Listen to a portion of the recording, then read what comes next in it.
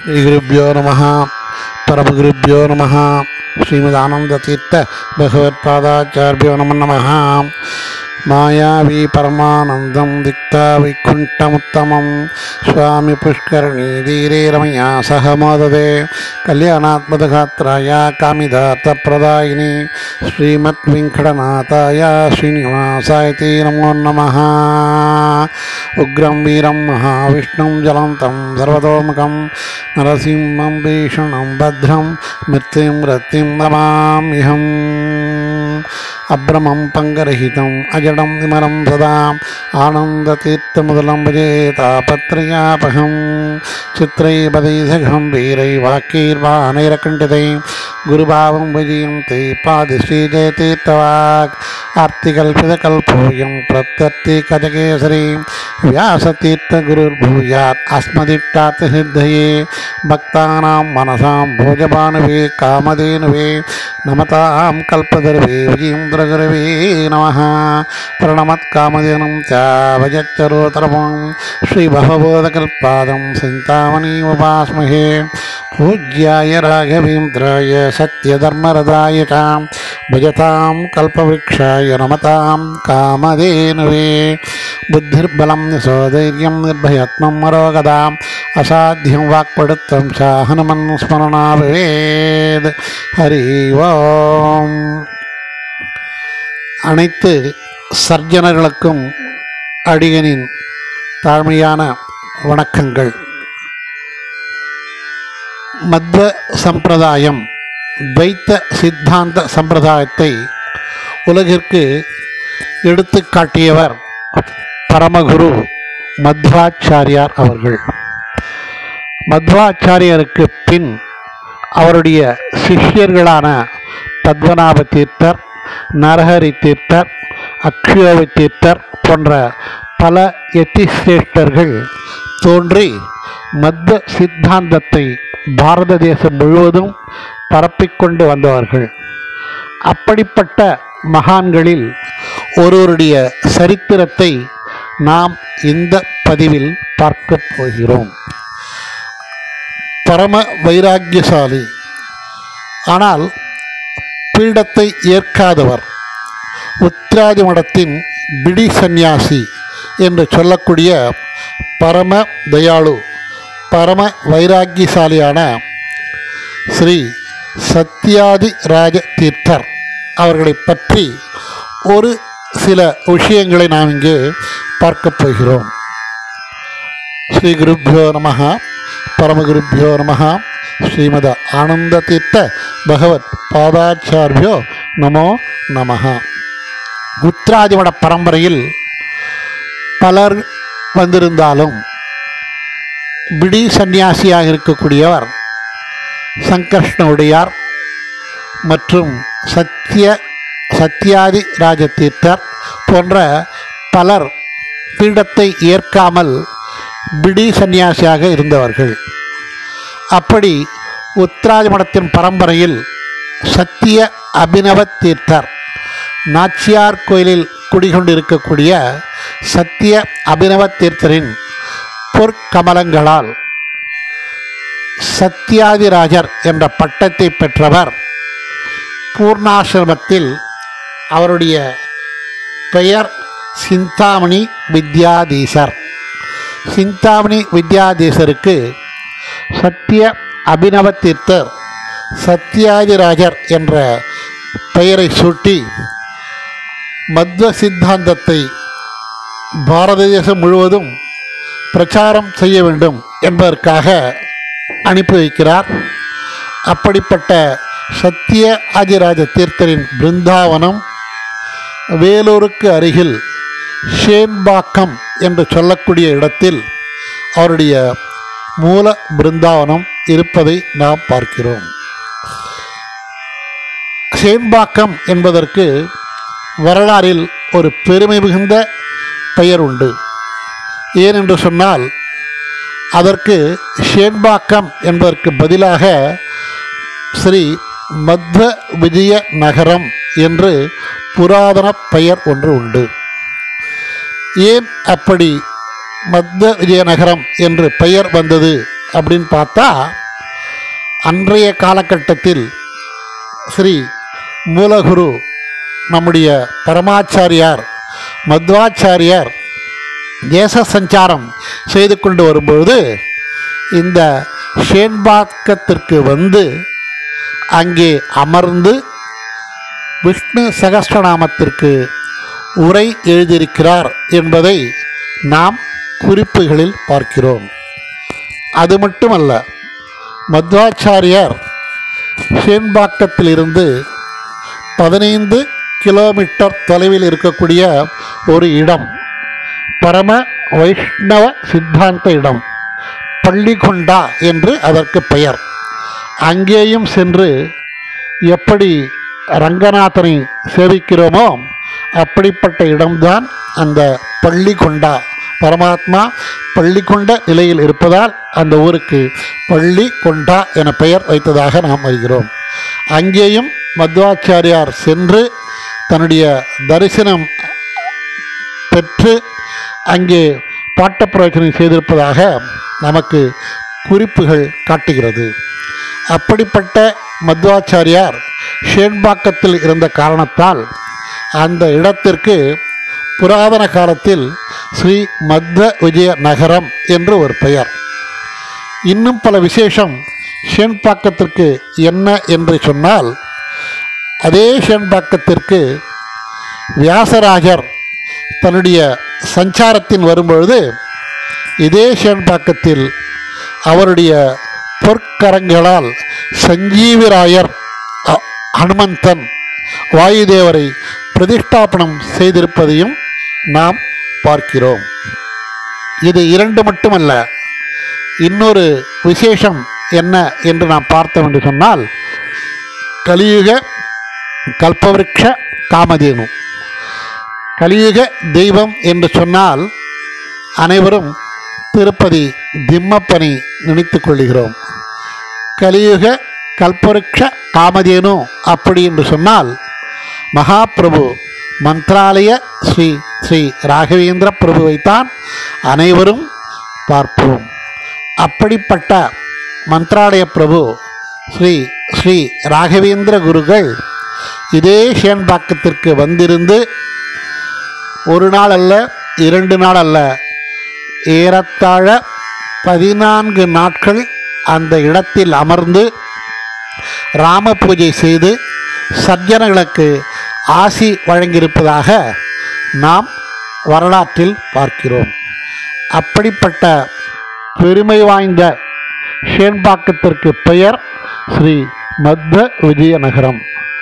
அப்படிப்பட்ட அந்த ஸ்ரீ மத்வ விஜயநகரத்தில்தான் நம்முடைய பிடி சந்நியாசி என்று சொல்கிறோமே ஸ்ரீ ஸ்ரீ சத்யாதிராஜ தீர்த்தர் அவர்கள் மூல பிருந்தாவனம் இருப்பதை நாம் பார்க்கிறோம். வேலூரிலிருந்து கிட்டத்தட்ட 3 கிலோமீட்டர் தொலைவிலும், காட்பாடியிலிருந்து கிட்டத்தட்ட 8 கிலோமீட்டர் தொலைவிலும் ஷேன்பாக்கம் இருக்கிறது. இன்னொரு பெயரும் ஷேன்பாக்கத்துக்கு உண்டு என்பதை நாம் குறிப்பின் மூலமாக பார்க்கிறோம். நம்முடைய சத்யாதிராஜ தீர்த்தர் அவர்கள் 1670 பிருந்தாவனஸ்தராகிறார். அதன் பிறகு 1677 கிட்டத்தட்ட 7 ஆண்டுகளுக்கு பிறகு அங்கே துங்கோஜி அப்படின்னு சொல்லக்கூடிய ஒரு மந்திரி, அவருக்கு ஒரு கனவு தோன்றுகிறது. இந்த ஷேன்பாக்கத்தில் ஒரு பிள்ளையார் கோயில் இருக்குது, ஓட்டப்பிள்ளையார் கோயில் என்று சொல்வார்கள். அங்கே சுயம்புவாக ஒரு 11 விநாயகர் சிலைகள் தோன்றியன. அதனால் அந்த ஊருக்கு சுயம்பாக்கம் என்ற ஒரு பெயர். அந்த சுயம்பாக்கம் என்ற பெயர்தான் நாளடைவில் மருவி ஷேன்பாக்கமாக மாறியதாக நாம் பார்க்கிறோம். அப்படிப்பட்ட ஷேன்பாக்கத்தில் நவ பிருந்தாவனம் இருப்பதை நாம் பார்க்கிறோம். நவ பிருந்தாவனம் என்று சொன்னாலே நமக்கு முதலில் தெரிவது ஆனேகுந்தியில் இருக்கக்கூடிய நவ பிருந்தாவனம். பத்மநாப தீர்த்தர், கோவிந்த தீர்த்தர், நரஹரி தீர்த்தர், வியாசராஜர் இப்படிப்பட்ட மகான்களை கொண்ட இடம் நவ பிருந்தாவனம். அதற்கு அடுத்து பார்த்தோம் என்று சொன்னால் தமிழகத்தில் 3 நவபிருந்தாங்கள் இருக்கிறது. ஒன்று ஷேன்பாக்கத்தில் இருக்கக்கூடிய நவபிருந்தாவனம். தற்பொழுது ராயரின் பிருந்தாவனத்தை சேர்த்து அங்கே 9 பிருந்தாவனம்.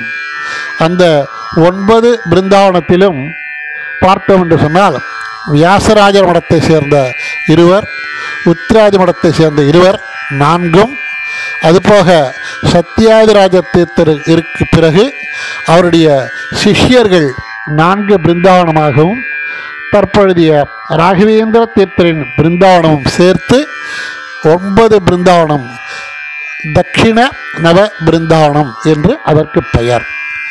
இன்னொன்று ஈரோடில் இருக்கக்கூடிய காவேரி நதிக்கரையில் இருக்கக்கூடிய ஒரு நவ பிருந்தாவனம், முற்றிலும் முளபாகல் மடத்தை சேர்ந்த எத்திகளைச் சேர்ந்த பிருந்தாவனம். இன்னொன்று சென்னை முடிச்சூருக்கு பக்கத்தில் இருக்கக்கூடிய நவ பிருந்தாவனம். இப்படி மொத்தமாக 4 நவ பிருந்தாவனங்களை நாம் பார்த்திருக்கிறோம். இப்படிப்பட்ட நவ பிருந்தாவனத்தில் தான் சத்தியாதிராஜர் தன்னுடைய பிருந்தாவனத்தை ஆஷாட சுத்த நவமி அன்று பிருந்தாவன பிரவேசம் ஆகியிருக்கிறார் என்பதை 1670 பிருந்தாவன பிரவேசம் ஆகியிருக்கிறார் என்பதை நாம் பார்க்கிறோம். சத்திய அபினவ தீர்த்தரின் பொற்கரங்களால் சத்தியாதிராஜர் என்று பெயர் பெற்ற சிந்தாமணி வித்யாதீசர் என்பவர் சத்தியாதிராஜராக பெயர் பெற்று தேச சஞ்சாரம் செய்து கொண்டிருக்கும்போது வேலை மாநகரத்துக்கு வருகிறார், வேலூருக்கு வருகிறார். அந்த காலத்தில் ராயவேலூர் என்று அதற்கு பெயர். அந்த வேலூரை ஆட்சி செய்து கொண்டிருந்தவர் ஒரு முகலாய அரசர், ஆற்காடு நவாப் என்று சொல்லக்கூடிய பரம சாந்தமான ஒரு அரசர். அப்படிப்பட்ட அரசருக்கு ஒரு துக்கம் ஏற்படுகிறது. தனக்கு ஒரு மகன் இருக்கிறான். அந்த மகனுக்கு தீராத நோய் வந்து இறக்கும் பெருவாயில் இருப்பதை ஆற்காடு நவாப் பார்த்து சோகப்படுகிறார், கண் கலங்குகிறார். கஷ்டப்பட்டு கொண்டே இருக்கும்போது அங்கே இருக்கக்கூடிய அவருடைய சிஷ்யர்களெல்லாம், மந்திரிமார்களெல்லாம் ஆற்காடு நவாபை பார்த்து சொல்கிறார்கள், நவாப் அரசரே, கலக வேண்டாம். நம்முடைய ஷேன்பாக்கம் என்று சொல்லக்கூடிய இந்த இடத்திற்கு ஒரு மத்த முனி வந்திருக்கிறார், சிரேஷ்டர், யதிகள், பரம வைராக்கியசாலி. சற்று அவரை நாம் போய் பார்த்தோம் என்று சொன்னால் நம்முடைய கலக்கம் தீரும், குழந்தைக்கு புனர்ஜன்மம் கிடைக்கும் என்று சொல்கிறார்கள். தனக்கு அப்புறம் இந்த ராஜ்யத்தை பரிபாலனம் செய்ய வேண்டிய தன்னுடைய மகன் இறக்கும் தருவாயில் இருக்கிறானே என்கின்ற ஒரு பயம். அதே சமயத்தில் ஏதோ ஒரு நமக்கு சூட்சனை தெரிகிறது என்கின்ற ஒரு நிலையில் அவர்கள் சொன்ன விஷயத்தை காதில் வாங்கி கொண்டு ஆற்காடு நவாப் அவர்கள் சத்தியாதிராஜ தீர்த்தரை பார்க்க வருகிறார், நமஸ்கரிக்கிறார். அவரிடம் தன்னுடைய மகனை பற்றிய விஷயங்களை எல்லாம் சொன்னவுடன் நம்முடைய பரம வைராக்கியசாலி சத்தியாதிராஜர் ஹரிகுரு வந்தனை செய்கிறார், அவரை பிரார்த்தனை செய்கிறார். அங்கே சாலிகிராம பூலையில் செய்து அந்த தீர்த்தத்தை கையில் வைத்துக்கொண்டு தன்னுடைய குருவான சத்திய அபினவ தீர்த்தரை பிரார்த்தித்து ஹரி குருவை ஸ்மரணை செய்து அபிமந்திரம் செய்து அந்த தீர்த்தத்தை அந்த குழந்தையின் முகத்தில் தெளிக்கிறாரோ இல்லையோ, எப்படி நாம் பார்த்தோமே ராகவேந்திர சுவாமிகள் இதே இடத்தில் வந்து 14 நாட்கள் ராமர் பூஜை செய்தார். அப்படிப்பட்ட ராகவேந்திரர் தான் ஒரு இடத்தில் சஞ்சாரம் செய்து கொண்டிருக்கும்போது அவருடைய வரலாற்றிலே நாம் பார்த்திருக்கிறோம். அங்கே ஒரு குழந்தை பழரசத்தில் விழுந்து தன்னுடைய உயிரை மாய்த்து கொள்ளுகிறது. அந்த குழந்தை எங்கே என்று பெற்றோரை கேட்கும்பொழுது அவர்கள் முழிக்கும் பொழுது சொல்லுகிறார், என் ஹரி இந்த வீட்டிற்கு வரும்பொழுது நான் மற்றவரை வெளியே விடுவானா? அப்படிப்பட்ட என் ஹரி அனைத்தையும் நல்லே செய்வார், காப்பாற்றுவார் என்று சொல்லி அந்த குழந்தையை வரவழைத்து படுக்க வைத்து இதேபோல் ராம மந்திரம் ஜபித்து அபிமந்திரம் செய்து தீர்த்தத்தை போற்றி அந்த குழந்தை க்ஷணத்தில் எப்படி எழுந்து வருகிறதோ அதே போல் இங்கே சத்யாதிராஜர் அவர்கள் அபிமந்திரம் செய்து தீர்த்தத்தை அந்த ஆற்காடு நவாப்பின் குழந்தையின் மேல் சேர்க்கிறாரோ இல்லையோ அப்படியே எழுந்து வந்து தன்னுடைய தந்தையை கட்டி கொண்டு ஆலிங்கனம் செய்வதை பார்த்து அனைவரும் அந்த காலகட்டத்தில் சந்தோஷப்பட்டிருக்கிறார்கள் என்பதை நாம் குறிப்பேடுகளில் பார்க்கிறோம். அப்படிப்பட்ட பெருமையை செய்தவர் நம்முடைய சத்யாதிராஜர் அவர்கள். அதற்காக ஆற்காடு நவாப் அவருக்கு ஏதாவது காணிக்கை தர வேண்டும், பிரதிபலன் செய்ய வேண்டும் என்று எண்ணி யதிகளை பார்த்து கேட்கிறார். உங்களுக்கு என்ன வேண்டுமோ கேளுங்கள், தருகிறேன் என்று சொல்லும்பொழுது யதிகரர் எதையுமே கேட்கவில்லை. எல்லாம் அவன் செயல், பரமாத்மா அனைத்தையும் பார்த்து கொள்வார் என்று சொன்னாலும் கூட நவாப்பிற்கு மனம் கஷ்டப்படுகிறது. ஆகினால் அந்த க்ஷணத்திலேயே ஒரு அரசாணை பிறப்பிக்கிறார். என்ன என்று சொன்னால், என்னுடைய மகன் உயிர் பெற்றிருப்பதை பெருமையாக கருதுகிறேன். சத்யாதிராஜரின் கீர்த்தி என்பது மிகவும் சக்தி வாய்ந்தது என்று மட்டுமல்லாமல் இன்று முதல் இந்த ஷேன்பாக்கம் மடத்திற்கு ஒரு நாளைக்கு ஆகும் செலவு, அந்த காலத்தெல்லாம் ஒரு நாள் செலவுன்னு பார்த்திங்கன்னா ₹1 தான் ஆகுமா. இத்தனைக்கும் அன்னதானம் பண்ணுவாங்க, நிறைய பேர் வருவாங்க, எல்லாருக்கும் எல்லாம் கொடுத்தா கூட ₹1 தான் செலவாகுமா. அந்த செலவை என்னுடைய அரசாங்கம் ஏற்றுக்கொள்ளும் என்று சொல்லி அன்று முதல் இன்று வரை அந்த பழக்கம் இருப்பதாக நாம் பார்க்கிறோம். அப்படிப்பட்ட பெருமை மிகுந்தவர் நம்முடைய சத்யாதி ராஜ தீர்த்தர் அவர்கள். அப்படிப்பட்ட சத்யாதிராஜர் அவருக்கு பின்னால் 4 சிஷ்யர்கள் உருவாக்கினார். அந்த 4 சிஷ்யர்கள் யார் என்று சொன்னால், கோவிந்த மத்வ உடையரு, கேசவ உடையரு, புவராக உடையரு, ரகுநாத உடையரு என்று 4 சிஷ்யர்கள். சத்யாதிராஜர் பிருந்தாவனம் ஆன பிறகு அந்த 4 சிஷ்யர்களும் அங்கேயே பிருந்தாவனஸ்தனாக இருக்கிறார்கள். ஆகினால் அங்கே மொத்தம் 8 பிருந்தாவனம். ஆனால் ஒரு விஷயம் உண்டு, அங்கே நவபிருந்தாவனம் என்று சொல்லும்போது பூவராகர் என்று சொல்லக்கூடிய இன்னொரு பிருந்தாவனம் இருந்ததாக ஒரு 2 விஷயங்கள் பேசப்படுகிறது. அவர் முழுபாகல் மடத்தை சேர்ந்தவர் என்று சொல்கிறார்கள்.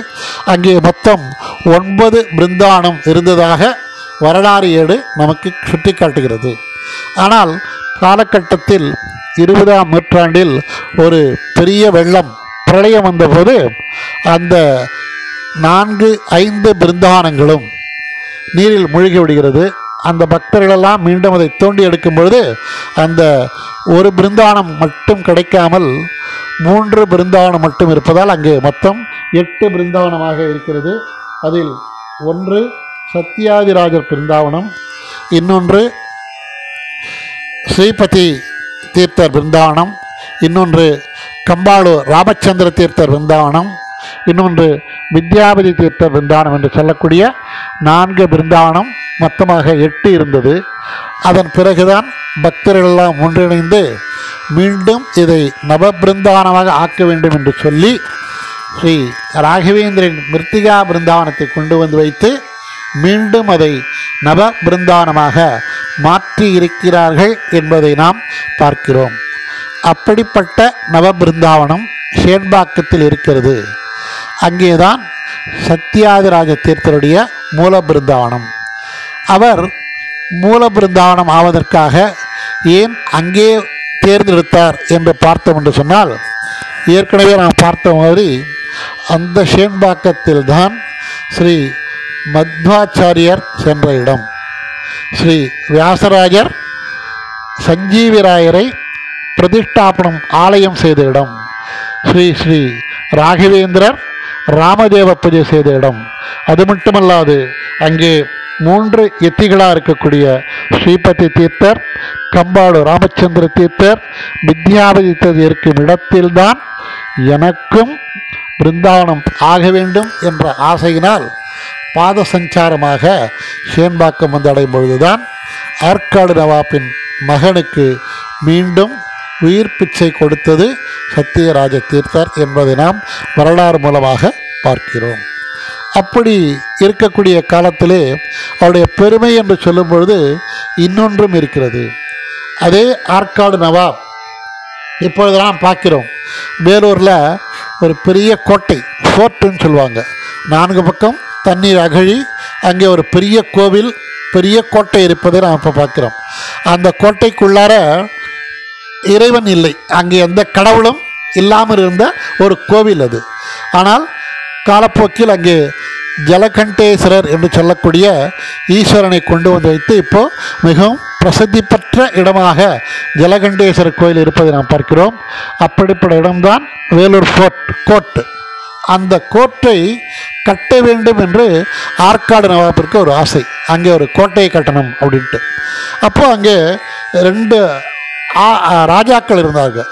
யார் அப்படிங்கன்னா பொம்மி ரெட்டி, திம்மி ரெட்டின்னு 2 ராஜாக்கள் அவர்களை கீழே இருந்தாங்க.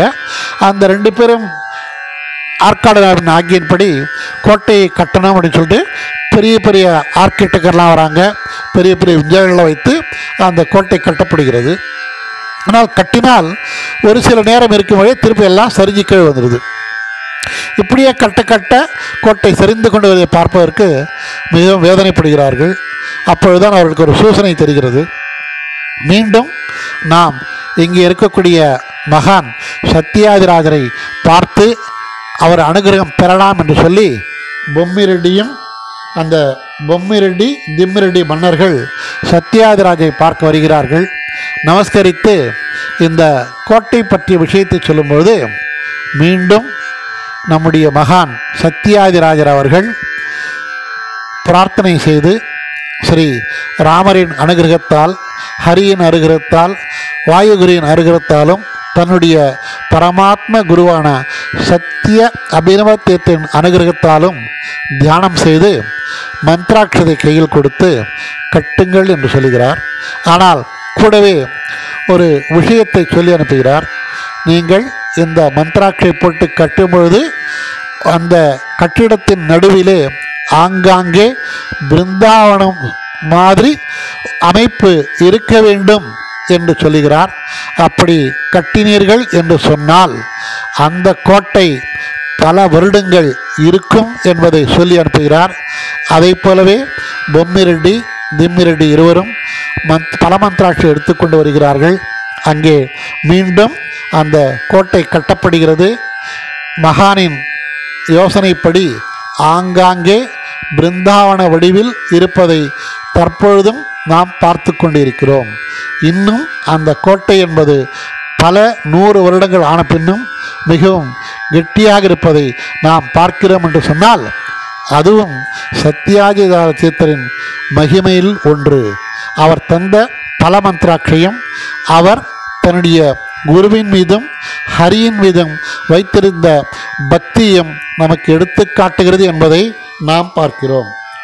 அப்படிப்பட்ட சத்தியாதிராஜர் அவர்கள் 1670ஆம் ஆண்டு தன்னுடைய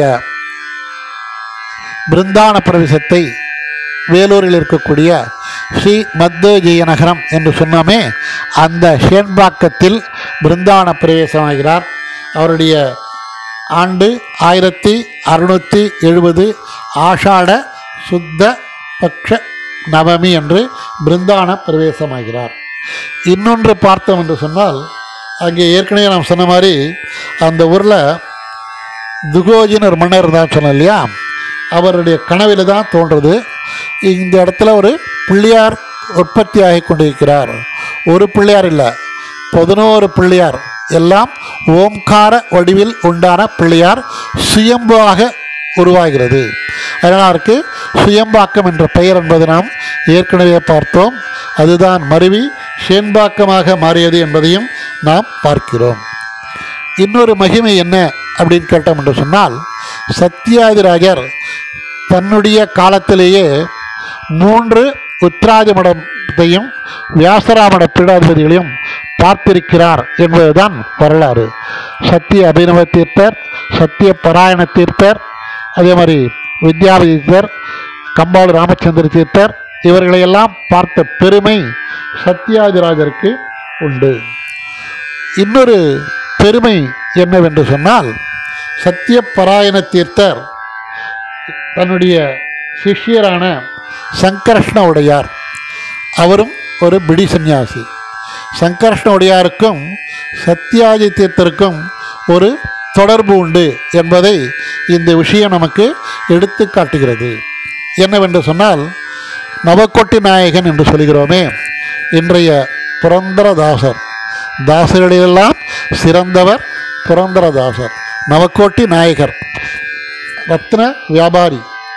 எல்லாவற்றையும் ஒரு கணத்தில் துறந்து பாண்டிரங்கனை தோற்றித்து நடுத்தெருவிற்கு வந்து நவக்கோட்டி நாயகன் நடுத்தெரு நாயகனாக ஆகினார் என்று சொன்னாலும், இன்றைக்கும் நம்முடைய தாசர் பதங்களை மிகவும் எழுதி அனைவருடைய ஸ்மரணியாலும் தாசர் பதங்கள் வருகிறது என்று சொன்னால் அதற்கு மூல காரணம் நவக்கோட்டி நாயகராக இருந்த புரந்தரதாசர். அதை போலத்தான் இந்த சங்கர்ஷ்ண உடையார், அவரும் ஒரு பிடி சந்நியாசி. அவருடைய பிருந்தாவனம் எங்கே இருக்கிறது என்று சொன்னால், வேலூருக்கு அருகில் போலூருக்கு மத்தியில் கரப்புண்டி என்று சொல்லக்கூடிய ஒரு இடம். அந்த இடத்தில் அவருடைய பிருந்தாவனம். எப்படிப்பட்ட மகான் என்று சொன்னால், ருத்ராம்ச சம்பூத்தர் அப்படின்னு பேர் அவருக்கு. சங்கர்ஷ்ண உடையார் ஜெகநாததாசர் எழுதியிருக்கக்கூடிய ஸ்ரீ ஹரி கதாம்சசாரத்திற்கு விளக்க உரைகளை எழுதிய மகாபிரபு சங்கர்ஷ்ண உடையார். அவருக்கு ருத்ராம்ச சம்பூத்தர் அப்படின்னு ஒரு பெயர். ஏன் அந்த பெயர் அவருக்கு வந்தது அப்படின்னா, அவர் ருத்ர வம்சத்தை அங்கே நமக்கு எடுத்து காட்டுகிறார். அவருடைய பிருந்தாவனம் அங்கே பிரதிஷ்டாபனம் ஆகிறது. அவருடைய சிஷ்யர்களுக்கு ஒரு கனவு வருகிறது. மீண்டும் அந்த பிருந்தாவனத்தை தோண்டி எடுத்து புனருத்தாரணம் செய்ய வேண்டும் என்று சொல்லும்போது அங்கே தோண்டி பார்க்கிறார்கள். சங்கர்ஷ்ணோடையார் என்றைக்கு பிருந்தாவனமானாரோ அதே போல் அவருடைய ஜடாமுடி என்பது மீண்டும் நீண்டு வளர்ந்து 6 அடி உயரத்திற்கு இருக்கிறது. அவருடைய நகங்கள் எல்லாம் வளர்ந்து இருக்கிறதை பார்க்கிறார்கள். ஆகினால்தான் எப்படி ஈஸ்வரனுக்கு ஜடாமுடியும் நகங்களும் இருக்கிறதோ அதே போல் சங்கர்ஷ்ணோடையாருக்கு இருப்பதால் அவரை ருத்ராம்ச சம்பூத்தர் என்று சொல்லுகிறார்கள். அப்படிப்பட்ட சங்கர்ஷ்ணோடையாரும் நம்முடைய புரந்தரதாசரை போலத்தான். அவரும் ஒரு பெரிய வைர வியாபாரி. தன் அண்ணனோடு சேர்ந்து வஜ்ர வியாபாரங்கள் செய்தவர். ஒரே நொடியில் சத்திய பராயண தீர்த்தரின் மூலமாக அனைத்தையும் இழந்து தெருவிற்கு வந்து அவரிடத்தில் கற்ற எல்லா பாடங்களையும் படித்து சந்நியாசியாக வந்தவர் சங்கர்ஷ்ணோடையார். அவர் ஒரு முறை தன்னுடைய காலகட்டத்தில் தன்னுடைய சஞ்சாரத்தில் ஷோலிங்கர் நரசிம்மரையும் திருப்பதி திம்மப்பனையும் பிரார்த்தனை செய்து கொண்டு அப்படியே வரும்போது அங்கே ஹளேபுரம் ஒரு ஊர், அந்த ஊரின் பக்கம் வரும்போது அவரிடத்தில் சற்று வெள்ளி பாத்திரங்கள் எல்லாம் இருந்தது. அங்கே அவருக்கு ஒரு சூசனை ஏற்பட்டது. அனைத்தையும் துறந்த நீ இன்னும் கையில் இவ்வளவு வெள்ளி பாத்திரங்கள் இருக்கிறதே என்று சூசனை தெரிந்தவுடனேயே அங்கே இருக்கக்கூடிய அனைத்து பிராமணர்களுக்கும் எல்லாத்தையும் அப்படி தானம் பண்ணிடுறார். ஒரு இந்த கந்தா சிக்கின்னு சொல்லுவோம் இல்லையா, சந்தனம் அரைக்கிறது, அதுலேயே ஒரு சின்ன கப்பு மாதிரி ஒரு பாத்திரம் செய்து வேணுகோபாலனை அதில் வைத்து பூஜை செய்த பெரிய வைராக்கியசாலி கற்பூண்டி சங்கர்ஷ்ணோடையார். அவருக்கு ஒரு கனவு வருகிறது. கனவிலே சத்தியப்பராயண தீர்த்து சொல்கிறார். இவரை பார்த்து, நீங்கள் இங்கிருந்து நடந்து வேலூரில் பக்கத்தில் இருக்கக்கூடிய ஷேன்பாக்கத்திற்கு செல்லுங்கள். அங்கே நவபிருந்தாவனம் இருக்கிறது. அங்கே இருக்கக்கூடிய சத்யாதிராஜருக்கு தினப்படி செய்யக்கூடிய பூஜை புனஸ்காரம் இவையெல்லாம் சற்று குறைவாக இருப்பதால் நீங்கள் அங்கு சென்று அவருக்கு சேவை செய்ய வேண்டும் என்ற ஒரு கனவு சூசனை வருது.